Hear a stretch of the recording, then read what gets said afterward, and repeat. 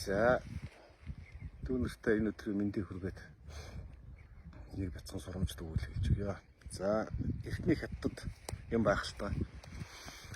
Нэг охин айртай хүнтэйгээ суугаад хорим хийгээд хадминдаа амьдэрсэн. За хадминдаа амьдэрсэн хадам ээжтэйгээ таархаа байсан. Хадам ээж нь элдвэр хилдэг, элдвэр дарамтлагдаг. За ингээ байц суухаа аргаа олж одоо өөрийнхөө аавын найз одоо өвс зардаг, эми ургамал зардаг хүн дээр очсон. Өвгөн дээр очиж. За үннээ хэлжээ. За ах үнээ та намайг багаас мэднэ. Би ингээд одоо айлын бэр болсноос хойш нар харахаа байсан.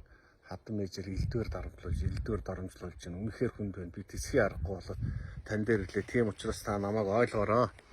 Та манай хадмыг хордуулчихар тийм хор өвс туслаач гэж хэлж.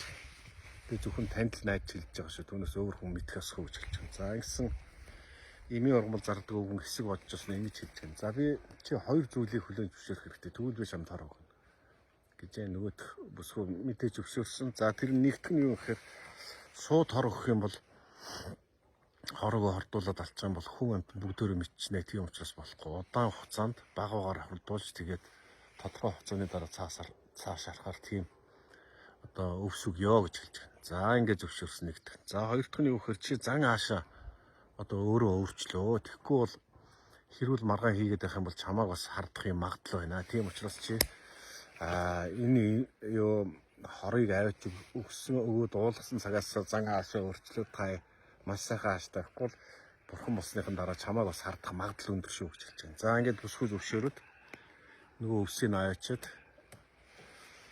хадмынхаа хоолнд багаагаар нууцаар хийгээд эхэлжээ. За ингээд зан ааш сайхан болсон.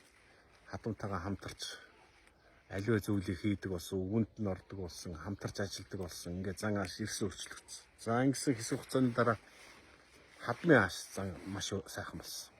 Өөрийнхөө охинд ханддаг шиг ханддаг болсон. Хамтарч хоёлоо одоо бараг л төрсөн ээж охин хоёр шиг ингээд сайхан байдаг болжээ. За ингээд хэсэг хугацааны дараа нөгөө охин чинь нөгөө өвс зарсан өвгөн дээрээ дахиад үгэд ирсэн. За өвөө минь за болио одоо нөгөө юугаа хороо одоо багсагдаг тийм хорын одоо үгүй болгодог биеэс нь гаргадаг манай хадмын би ч баах өгцөө одоо тийм өвс өгөөч тэгэхгүй бол одоо болохгүй нэ би хадамтайгаа маш сайхан амьдарч байгаа би тэр бол одоо нэг ойлгодог болсон гэж хэлж. За ингэсэн үгүй юу гэж хариулсан гэхээр би юу гэж хүнд хор өгөх вдээ би зүгээр тэр хоолны амтлагч өгсөн юм чамд харин тэр хор гэдэг чинь чиний толгойд байсан байгаа гэж хэлж гинэ. За энэ бяцхан сурамжид өгүүлгээр би юу хэлэх гээд байна гэхээр хүний харьцаа гэж их чухал юм аа. Хоорондоо эвтэй найлттай ингээд талцчихвэл хийхгүй бүтээхгүй ажил байхгүй гэсэн ийм бяцхан утга санааг хэлхийг хүсэж байгаамаа.